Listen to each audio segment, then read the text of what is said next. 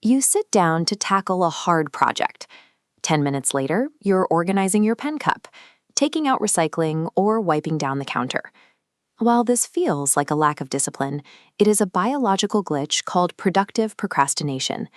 Your brain is currently prioritizing small, low-effort tasks because they offer a more immediate chemical reward than a difficult project. We are going to reclaim control over your neurochemistry.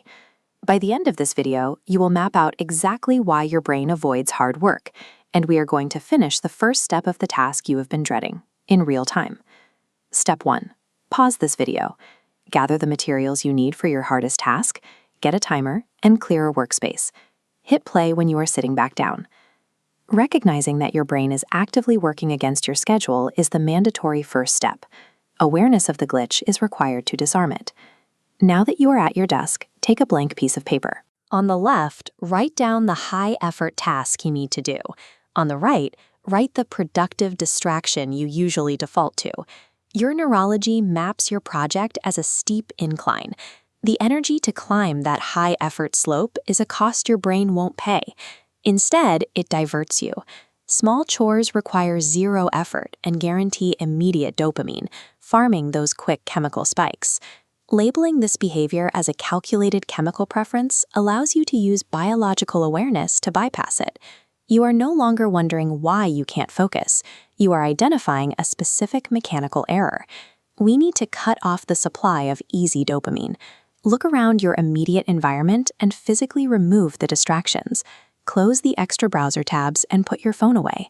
Your workspace must now contain absolutely nothing except the tools required for your primary task. Do not spend the next 10 minutes meticulously organizing your pens.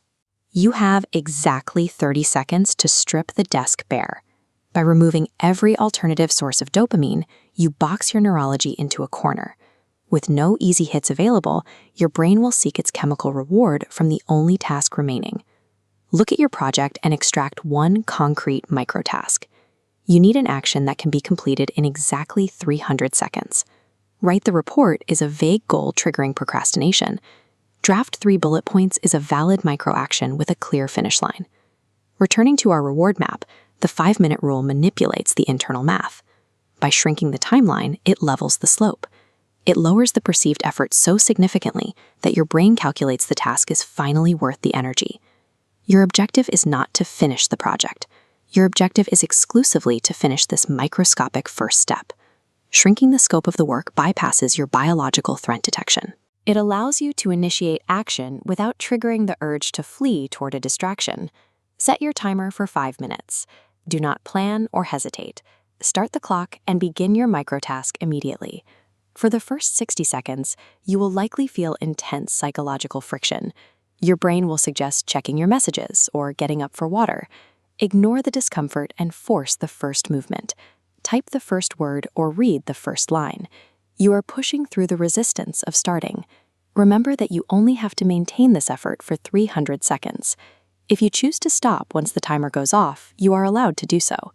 Enduring this initial spike of friction provides the necessary bridge for your nervous system to move from a state of avoidance into active engagement.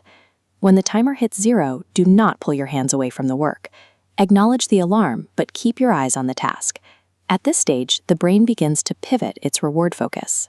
It starts deriving feedback from the measurable progress of the task, rather than the novelty of a distraction. This shows the result of 300 seconds. You moved from an empty document to a messy paragraph. This tangible progress becomes your brain's new motivator. Silence the alarm, but do not stop. You have cleared the hardest hurdle, so continue working while the resistance is low. The 5-minute mark serves as the threshold where initial resistance drops away, allowing the work to continue with much less effort. Look at the physical progress you've made.